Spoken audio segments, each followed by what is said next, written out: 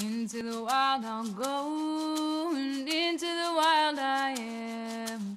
It's been a while, freedom child, since I left my roots back home. Into the wild I'll go, and into the wild I am. It's been a while, freedom child, since I left my roots back home. Welcome to the Freebirth Society podcast. This is a radical space for women who are ready to celebrate their autonomous choices in birth, motherhood, and beyond.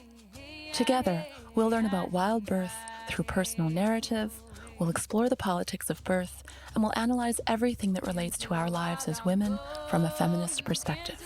Here's your host, Emily Saldea. It's been a while, freedom child, since I left my roots back home.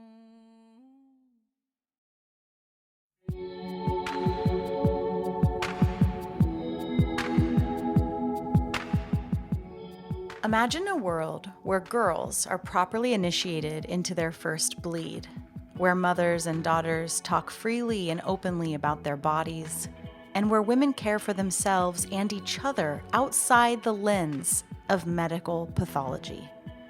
We can have this world, but we can't do it without you. Kristen Hauser and Nancy Lucina are bringing the first ever Blood Mysteries School to Freebirth Society this winter, a 4-month journey alchemizing the sacred and the science of the power of the womb. You will learn how to properly initiate and reinitiate women and girls through powerful rites of passage, support the women in your community through cycle issues, womb pain, and hormonal imbalances, and take a deep dive into the spiritual and energetic components of our blood mysteries. If you are a birth keeper, an energy healer, a postpartum worker, an herbalist, this school is for you. And if you're a woman wanting to dive deep into your own healing for you and your lineage, this school is for you. If you are ready to be a part of the generation of women healing the hormonal chaos and womb trauma that runs rampant in our female bodies, head over to bloodmysterieschool.com and enroll today.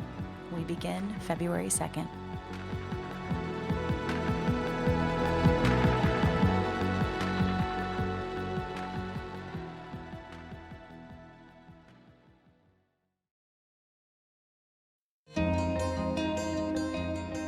Today on the show, we have my friend Angeli from Canada. Angeli was pregnant during the Radical Birthkeeper School, and over the 12 weeks, her pregnancy and her business transformed in many ways. Angeli tells the story of her life as a rugged woodland goddess, living with her lover in a yurt with her 2 dogs, birthing and living in alignment with life. Her journey of placing absolute trust in her body resulted in a ritualistic and ceremonial free birth. Now a radical birth keeper, Angeli has the embodied experience of a powerful birth that she now brings to all of the birthing women she serves in her community.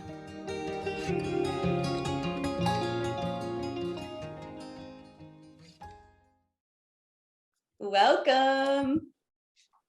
Hello.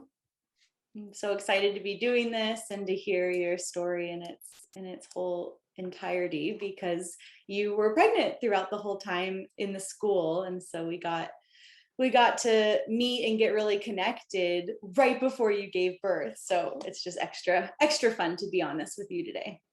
Yeah, I'm so excited to be here. Thank you so much, Emily, because you were a big part of my story, really, because like you just mentioned, I was pregnant the whole time. I took the birthkeeper school, and when I got pregnant, actually, I wasn't necessarily even aligned with Freebirth Society yet. I had heard for sure of what you were doing, and I thought it was amazing, but I am in the birth world and was prior to getting pregnant for about 4 years. So I feel quite blessed that I had witnessed birth and walked with many women to birth before getting pregnant myself. And once I got pregnant, I remember it exactly, Emily. I was sitting on my bed in our yurt. I must have been 4 months at this point, and I got an email from you. And honestly, I don't even remember signing up for these emails, but it just like showed up. And I opened it, and the wording of this free birth school, oh, the write-up it made me cry. I started bawling. It felt so aligned. It felt so connected. Like I knew I had to take this school because as in my birth work, I was a doula and something didn't feel quite correct about it. I felt like I was supporting women to have actually these terrible traumatic experiences, and I couldn't do anything about it. And that did not feel correct. And I knew like midwifery school, I don't want to go to school for 4 years, and I didn't have the money to do that. So then when this collided of me being pregnant and hearing about the birthkeeper school, and again, the write-up that you wrote was just it hit so many points. Like, do you feel the call from your great grandmothers? And I was like, I do, I so do. And so I kind of put it in my back pocket because I definitely didn't have the money to do it. And then it just kept coming up. And I listen. I like to listen. I do my best to listen to my intuition and the feelings of my body. And this was a yes. This was like, you have to do this. So it kept coming back up. And a couple of times I was like, well, I can't, like, you need money to do this. And finally, I decided I was going to reach out to a couple friends who are a bit well off and just see. What's the worst they could say was no, but they said yes. And they each gifted. I presented it, I'll pay you back, but they actually gifted me.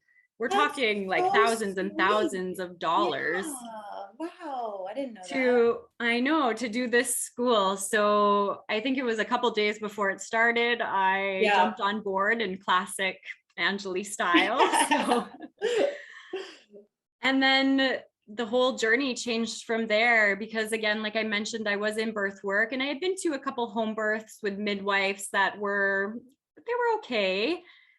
But in the recent, probably 6 months before I started this school, a couple of my good friends had given birth and they all had midwives and ended up in the hospital. And it was the same story again and again and again. And these are strong, powerful women. It didn't make any sense to me of why, but I didn't understand that midwifery was actually owned by the government. And so that came to light during this program. And then when that did come to light, so I should also say I was working with a midwife at the very beginning of my pregnancy because yeah, I knew I have a friend who's a midwife and she's fantastic. She really is. So I thought, great, I'll have you at my birth and that will be wonderful. But then when that came to light for me through the school, I straight up asked her, I was just like, so like, do you get paid by the government? Like, are you owned by the government? Basically. And she said, yeah, like they sign my checks and I have to answer to them and I have protocol and regulations. And at that time I was sort of just like, okay, I don't actually see this working out. And also I don't like being observed in the best of times. Like I've been teaching yoga for over a decade and I would get weird when people were staring at me, even when I was the one like talking at the front of the class. So I knew. And I very much don't like being told what to do. And I learned that about myself as well. Throughout my years of having managers, I was just like, I actually cannot handle you telling me what to do.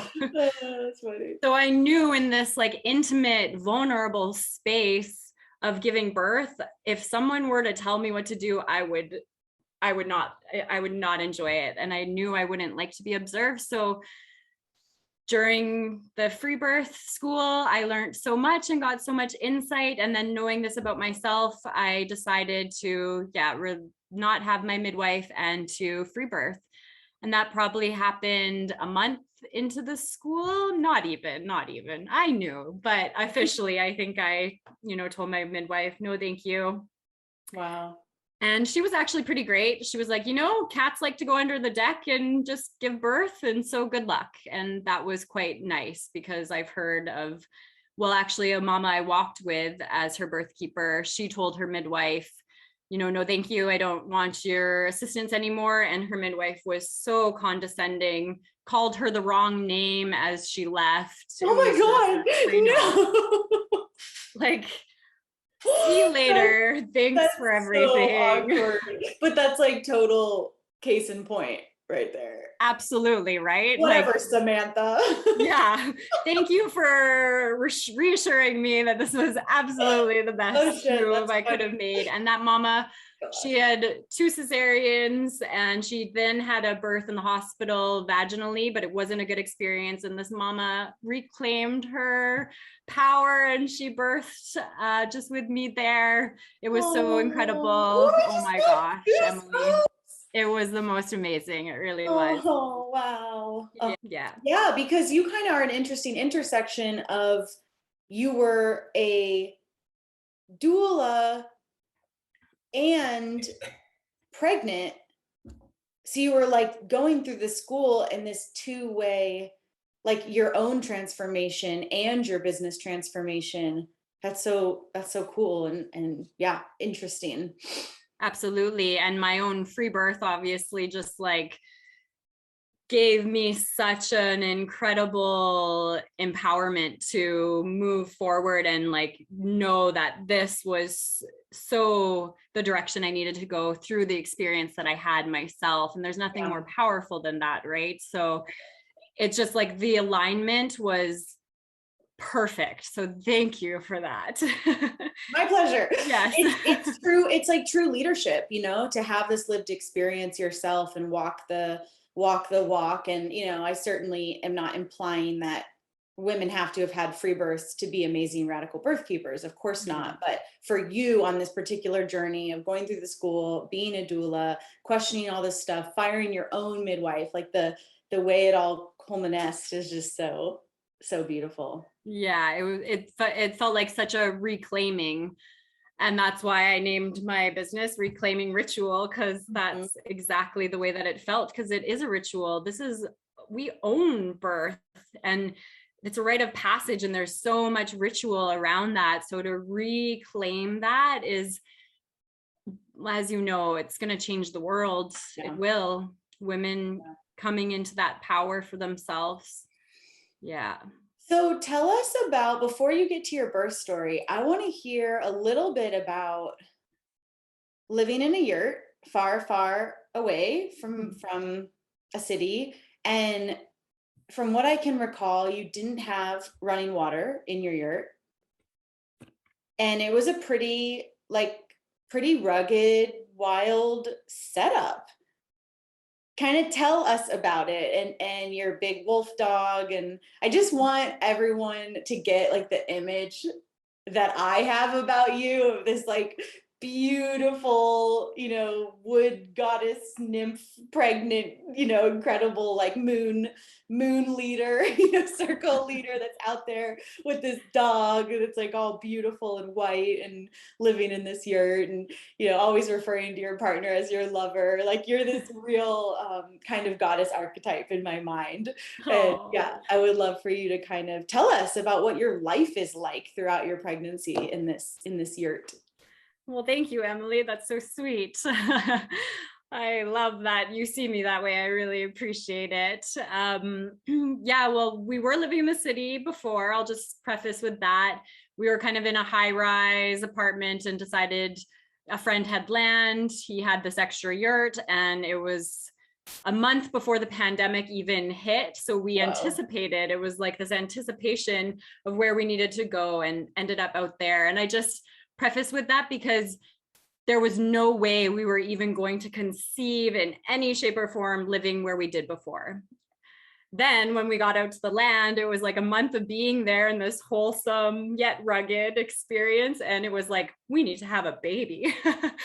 So it's just amazing how you get in the right environment and your perspective can shift so much. Well, and you're living in alignment with life. Like absolutely. you're here in the dirt. You're actually like thinking about survival in this whole with nature way, not survival like in that adrenaline city way, but actual firewood and getting water. I mean, the core, aspects of life. Yeah.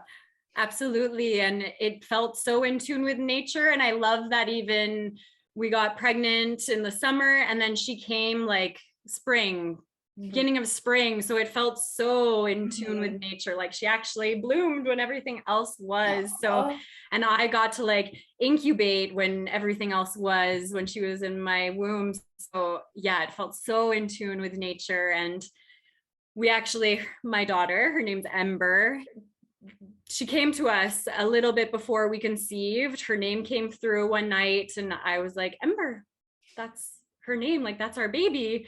And then I think a couple of weeks later, we got pregnant. Very easily happened. I think the second try. And yeah, we were so thrilled because I loved being tucked away from everything. We were outside of the city about 45 minutes. And our property was really special because we were on 32 acres, kind of tucked back into the woods. But behind us, there was 80 acres of untouched land that somebody owned, inherited, has never been touched. And then behind that was Elk Island National Park. So we just behind us was space for miles and miles and miles, which is just unheard of, really, such a blessing. And I adored being pregnant out there, living off grid. And like you said, you're chopping your own firewood for warmth because you got to stay warm and you're hauling in your own water. And there's something that's just so special about that. And it is a lot of work, don't get me wrong, but it's like such noble and humbling work, really. So yeah, like we mentioned, I was pregnant during the school, so I got to surround myself with such incredible women and sisters. And I just feel like my experience was so beautiful. I don't want to say unique, but in some ways, yes, because I was just surrounded by such encouragement. There was no doubt in anybody's mind that this was going to happen and I was going to free birth. And I was surrounded by women that had free birth, so I felt so confident. By the time that, it came time to birth, I felt so confident. I trusted the process. Absolutely. I had, of course, fears came up, but I looked at them, I danced with them, I let them go because I was able to actually look at them and not give into them, not dwell on them or get stuck in them, but just observe them, look at them, and then use knowledge, use education as a way to be like, well, you don't need to be afraid of that, because that fear came from unknowing, and that fear came from conditioning, and that fear came from just not having education about what physiological birth actually was. So once I gained all of this education and really this knowledge as power, I just was so excited. I was so excited by the time it came time to birth. And I remember our reunion call 3 months later, I was still very pregnant and I was about 41. I was almost 42 weeks at that point. Yeah. Didn't you birth the next day or something? 2 days later. Yeah. Well, basically the next day I did go into labor, pre-labor. Yeah. Oh, and then, yeah, it was so perfect. I got one last, everybody just ogling over my beautiful belly. And then I got to take all of that encouragement as well into the birth. So yeah, it was the next day. It was about 4 a.m. I remember on the 24th of March, and I woke up with cramps, something was different. And it wasn't intense by any means. It was quite minor, but there was some cramping that was going on. And I was really juicy. It wasn't a discharge. It was just there was this constant juicing that was going on in my vulva, my vagina. So I was like, okay, this seems like something's going on here, but don't want to get too excited yet, just kind of ride it and move with it. And so I did tell my partner, and the day went on, and I kept getting, again, minor cramping, but nothing was consistent by any means, and nothing was rather intense. So I just went on with my day, wandering around the forest nude and such, and just an normal day. And was my the wolf setup, dog bear? Yeah, I love it. Was the setup just for, it was going to be you and your partner? Yeah, it was just going to be me and my partner. That was all that I wanted there. And honestly, even he could have left and I would have been okay for a while. Hold on, now I have to ask this. Is that was sincere that you would wander around the woods totally naked? Oh yeah. Okay, I'm so jealous. That is so freaking cool. Like no shoes even? Like paint me the picture. How long? No shoes. No Just shoes. picture like feral. Yeah. Oh my God, just pregnant, beautiful, barefoot. That's awesome. And yeah, and that was walking through the forest naked like a practice of yours? sort of, I guess. People would call me a nudist, I guess. I like being naked. Like it feels natural. Yeah. And especially I like being naked out in nature. Like yes, please. And the bare feet too. You just feel like you're growing roots down. And as we know, there's so much, our ancestors are all around us and within nature. So to actually like get that steeping up through your feet, and I just wanted to be so enveloped in nature. It did feel like, yeah, you could totally call it a practice, because it felt like exactly what I needed to do to align myself with what was going to occur. And that's cool. That's very special. Wasn't it? Like, it's so special. I just feel so grateful for that time, because we aren't actually in the yurt anymore, but well, it's our like our little cabin for right now. But the off-grid was a lot with baby, but pre-baby, perfect. I couldn't have asked for anything better. With like, once she got to be about 4 months, it was just like, oh my gosh, we need running water right now. Like we just do. So we will go back. We really will. We just want to get a little bit more set up for having a baby now. I'm like making up all these amazing folklore stories of the people in the community who like were out hunting, and they were up in hunting stands, and you didn't know that they saw you like beautifully pregnant walking, and there's like some story in the community of some like ghost goddess that walks like a Bigfoot, kind of. Oh my gosh, I hope so. I hope so. Okay, so yeah, take us into your birth. So yeah, it was about 6 p.m. that evening of the 24th, the day before she was born, and I wanted to have a bath. That felt very important. And we had bought this clawtooth bath, this beautiful bathtub, basically for my pregnancy in the last few months. And then I knew I'd want to get in water. I wasn't positive I'd want to birth in the water, but I knew I'd need water during my labor. So I decided, yeah, I want to get in the bath, which is about an hour process. My lover had to go chop wood.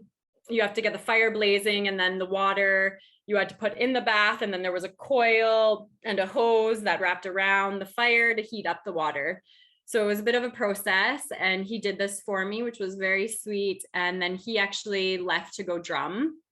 And as he was leaving, this is a very crucial part of the story, he got out a little cannabis, like caramel brownie thing, and he had a piece. And I was like, I'm going to have a piece of that. That feels correct.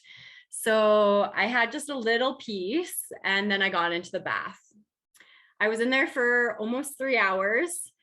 And in the last hour, things started to get frequent. They started to get consistent. Things got a little bit more intense. I still wouldn't say intense in comparison to what occurred, but it started to get like more than just period cramps. It was like, whoa, okay.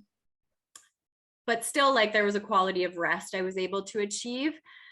Then my lover, Kevin, he got back and I was like, we need to have sex. Let's do that now. He was like, okay. And, you know, I had heard that semen has prostaglandin in it. Not that I was looking for any type of induction, not that there is really even an induction, you know, but it just felt like a perfect thing to do, a perfect accompaniment to the story. So we had sex. Like, it just felt so amazing. I remember the orgasm was incredible and we both orgasmed at the same time. Perfect. Okay, now I'm going to have a little rest, I said. There was no resting after that. Things really did kick into high gear. So I laid down for like 5 minutes, I think, and was like, nope, I'm going to have to be up now. I really encouraged Kevin to rest because he was not going to, but it was getting into, you know, later in the evening. And I knew if I did need him, it would be later. I didn't need him for this part at all. And I say need, I don't really feel like I did, you know, but it was nice to have his presence there later. And so he slept for a little bit and it was just me and my dogs. So I have another dog too, Vayu, who I thought would not really be paying attention, but he was actually more attentive than Bear, my wolf dog, who I thought would be like all over it. He snoozed the whole time. And my other dog was more like, what are you doing? Like, are you okay? Is everything okay? You seem weird. And so I labored like that. It felt like active labor all night, and it was consistent. Like, things were happening probably 2 minutes apart. It was very, very, the sensation was strong. And then in the morning, Kevin woke up and I asked him to warm up the bath again because I wanted to get back in. And at that point, things were getting really intense. I got in the bath and I was like, this has to be transition. It must be, because I can't imagine things getting more intense. And I was never like, I can't do this. It was just like, this has to be it. And it for sure was, which was really great. Like, my mucus plug came out and I believe my water broke too, but I was in the water, so I couldn't quite tell. Mm-hmm. And I didn't want to start pushing without my body cueing me, because I know you don't want your cervix to swell. So I was just waiting for the cue. And then it was incredible, Emily, my body just pushed. It was like this wave all the way from the top all the way down, and I felt the baby just like, okay, this is it, mama, let's do it. So then I wanted to get out of the bath. I needed a bit more room. I asked Kevin to drape a scarf over the poles on our yurt for me, and I just started to bear down and squat. My body had the urge to push quite a few more times. And then I sort of hijacked it and started taking over in a way. I wasn't even waiting for contractions. I was just like pushing.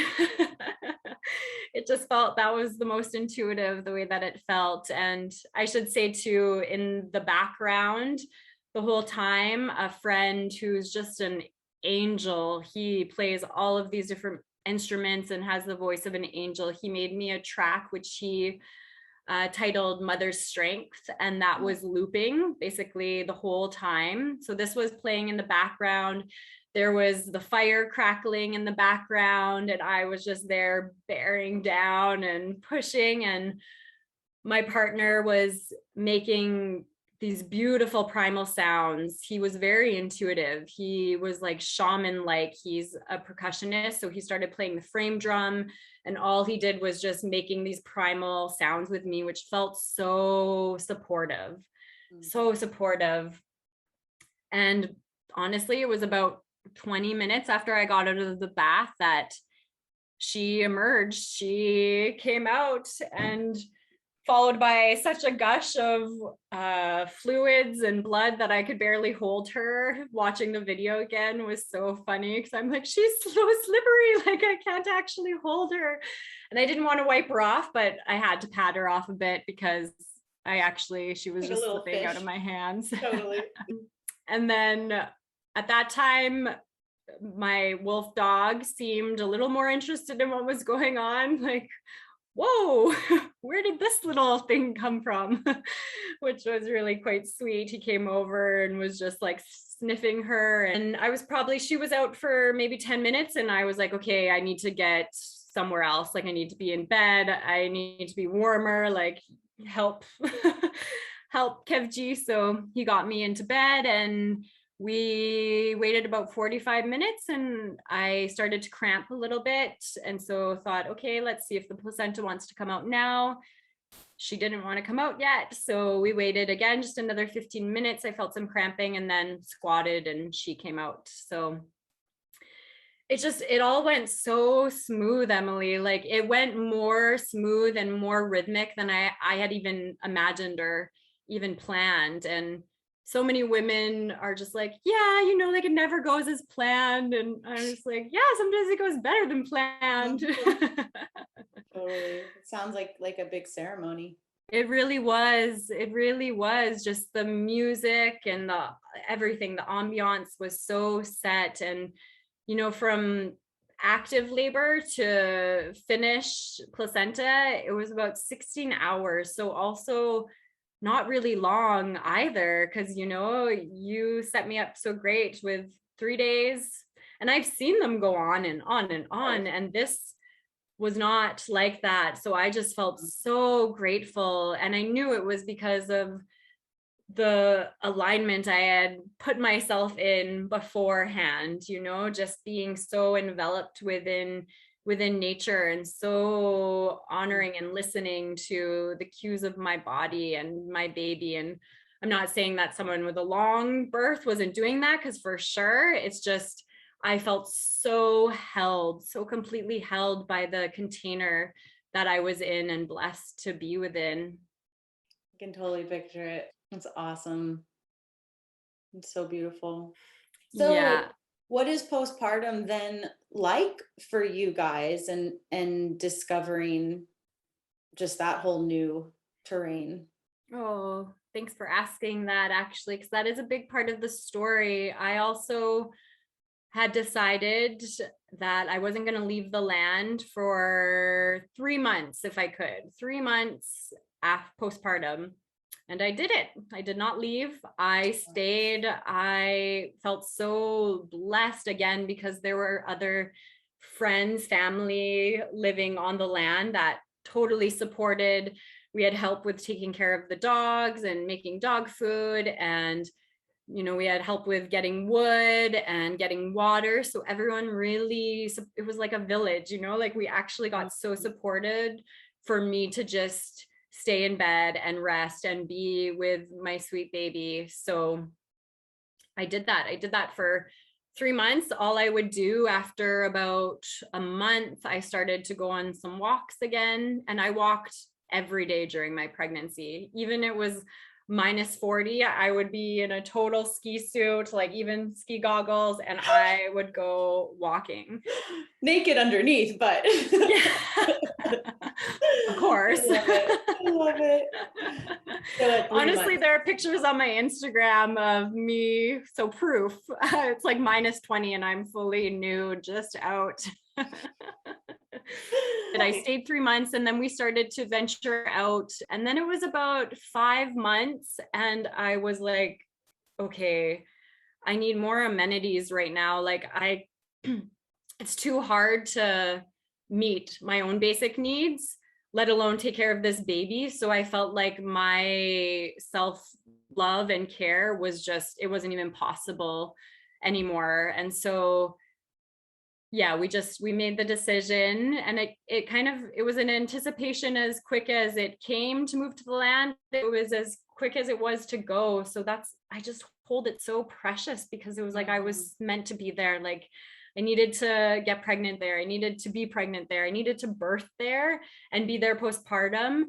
And her placenta's buried there. But then it was like, okay, now like get a little more comforts, and we just want to make it more comfortable there so that we can go back. And we got an incredible opportunity to house it in Canmore, and Canmore is this beautiful mountain town we still back right onto the forest, and there's just mountains around. So it aligned, and we moved to where we needed to be. Just keep kind of flowing around with wherever life kind of takes us. And I bet you every hot shower you take and every tub you turn on, I bet you're just like, oh, Emily, the tub is huge. I just like, and we still try to be smart with what we learned. So I do fill the tub to bathe my little one, and then we use that water to water the plants, or we use that water to like as a bidet, or we're still doing what we can with what we learned, but a little bit more comfortable for now, because as we know, it's a lot with a little one. Yeah. Awesome. Yeah. Well, tell everyone how they can find you if they want to follow you on Instagram or are in your area and want to connect. Sure. Yeah. So my Instagram handle is Reclaiming Ritual, and you can definitely find me on there. Also, I am, again, in Canmore, like I mentioned, but around the Edmonton area still, we go up. I'm walking with a woman who's in St. Albert right now, and then another woman who's in Cochrane. So I have the ability to be a little bit mobile, and I am definitely walking with mamas. I am feeling so blessed and so passionate about being gifted the ability to be present at these portals and these transformational experiences for mothers. Like I mentioned, the woman at the beginning who had 2 cesareans and then this beautiful birth, and she is just there isn't even a word, there isn't, the way that she feels so much more confident as a mother, so much more empowered as a woman. Healed. Totally healed. Like, isn't she it? just took it back like a total queen. Yeah. And every woman deserves that, to and ideally to not have it taken. Absolutely. Right. Absolutely. Awesome. Yeah. Beautiful. Thank you so much. Oh, so my pleasure, Emily. Thank you so much. And that's it for today, my sisters. Check out everything we do, including one-on-one and group coaching, learn about our private membership, in-person retreats, and more on freebirthsociety.com. Our online courses are on freebirthsocietycourses.com, including our flagship course, The Complete Guide to Free Birth. Don't miss the Radical Birthkeeper School if you're ready to become the authentic midwife that women are searching for. Together we rise, and the revolution starts inside each of us. I'll leave you with our Free Birth Society theme song, Wild Woman by Aruba Red. I honor you for the wisdom you held, the ancient traditions of plant medicine and womb magic. I feel the spirit of the ancestors as I place my hands upon my belly. This sacred portal will be honored. Eons upon light beams of survival, withstanding the eradication of our power by design. I will not allow the separation of our young to be forced upon me. My sisters will no longer birth in captivity. The picket line redefined from burning our wild women to paralyzing us and drugging our babes. Strapped down in a clinical white bed, drying up the milk from our breasts. Keep your needles. My family will never again be doomed to chase those dragons or your poison. We reject your fear. We choose love. Everything with intention. Death, ascension. I will fly and bring her back from the stars. Conscious conception.